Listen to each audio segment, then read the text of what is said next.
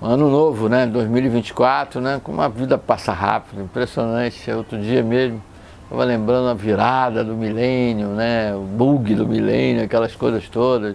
O mundo vai parar porque os computadores não vão conseguir registrar essa mudança de 4 dígitos, né? 2000, ano 2000. Já estamos aí chegando a 2024. Você sempre olha para trás, né? Como é que foi o ano de 2023? O ano de 2023, em termos econômicos, em termos políticos também, surpreendeu a todos nós, né? As previsões no começo do ano eram muito pessimistas, eu até bancava meio poliana aqui, achando que esses números eram pessimistas demais.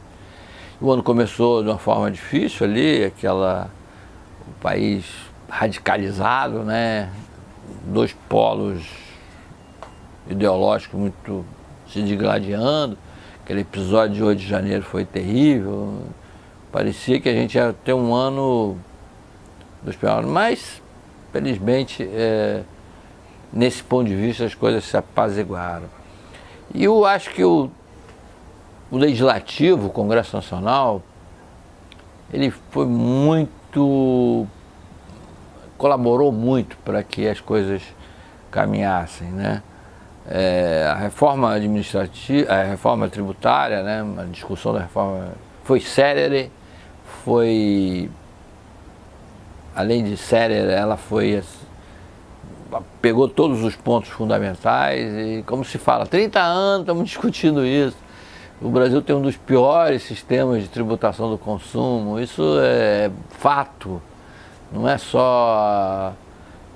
O fato da gente viajar hoje percebe que a gente tem um sistema de tributação do consumo completamente antiquado, inoperante e ruim, né? Ruim em todos os sentidos.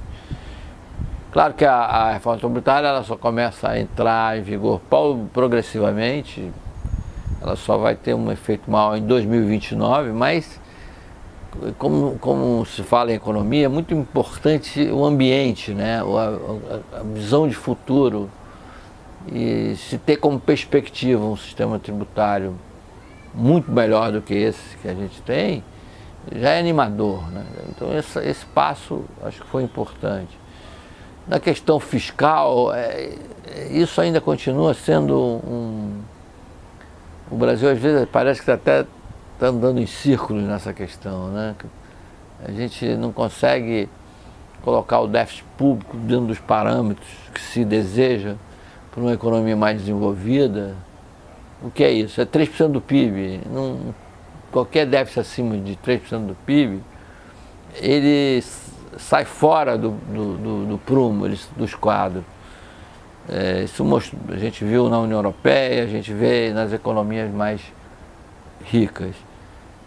E em 2023 vamos fechar com quase 8% de déficit do PIB, considerando o pagamento de juros, porque a gente tem uma taxa de juros exorbitante.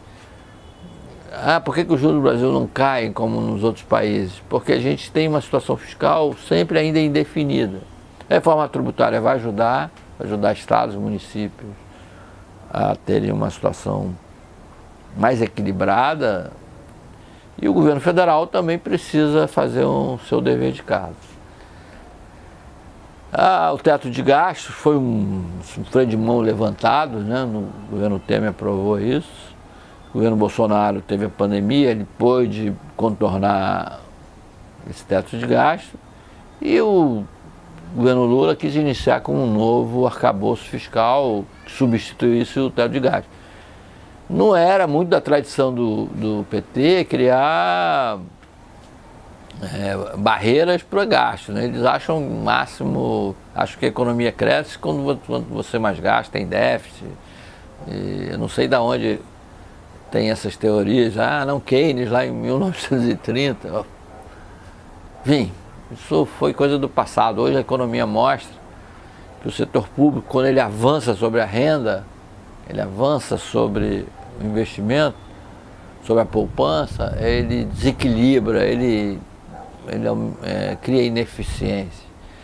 Então o arcabouço fiscal não foi mil maravilhas, mas ele criou um certo constrangimento para que ao longo desses próximos 3 anos o governo Lula possa fazer aquela pagelança, aquela coisa que aconteceu, por exemplo, no governo Dilma.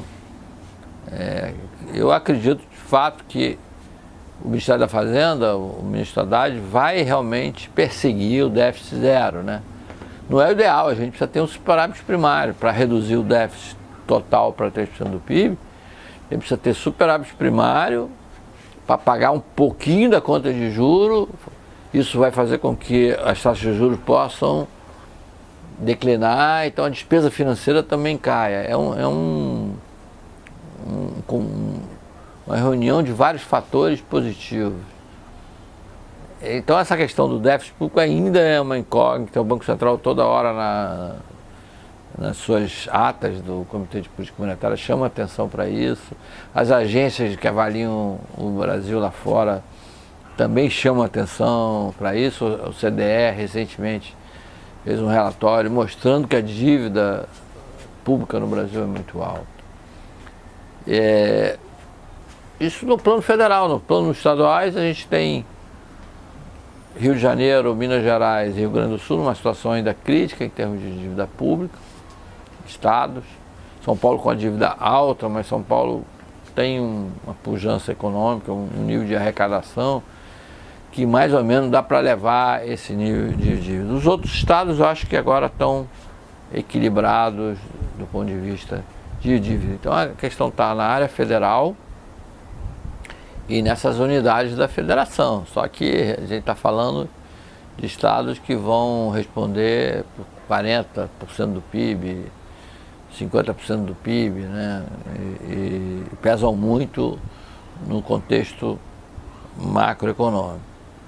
Mas a economia, os dados a gente não tem, só vai saber em março, mas a economia deve ter crescido ao longo de 2023 cerca de 3%. Eu acho que é um índice bem razoável para as nossas condições, né? Nossas condições de infraestrutura, nosso nível de poupança interna, nosso nível de investimento.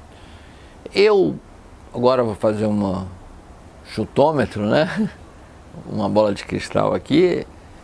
Eu acho que a gente pode manter um ritmo de crescimento de pelo menos 2% ao longo do ano que vem, o que garante esse processo de formalização dos empregos, que é um primeiro passo para a gente conseguir uma melhor qualificação no futuro, talvez aumento de salário, menor nível de renda. Então eu estou otimista com 2024, acho que a inflação cedeu, né? Se não jogarem uma bomba nuclear na Ucrânia ou a questão do Oriente Médio se tornar mais explosiva, se não acontecer nada disso, a gente deve ter ao longo de 2024 uma situação inflacionária no mundo declinante. Vai permitir redução da taxa de juros, a gente se aproxime da meta de 3%, favoreça a arrecadação e todo esforço para a gente equacionar a questão das finanças públicas.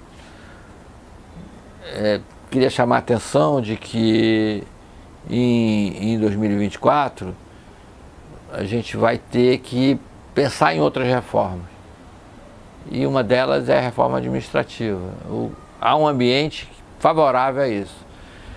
A folha de pagamentos no setor público é sempre muito alta. Pela legislação, no caso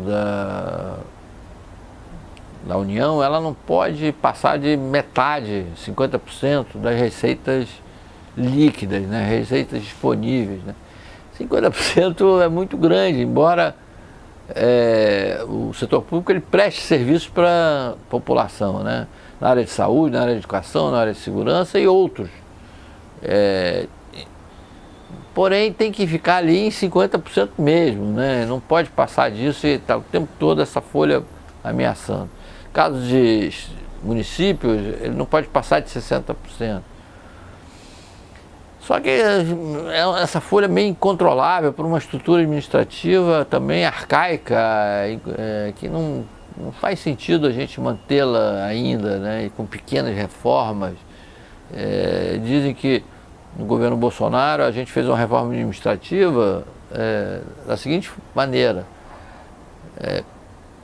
não preenchia os cargos que iam, à medida que as pessoas iam se aposentando e morrendo, não se preenchia esses cargos.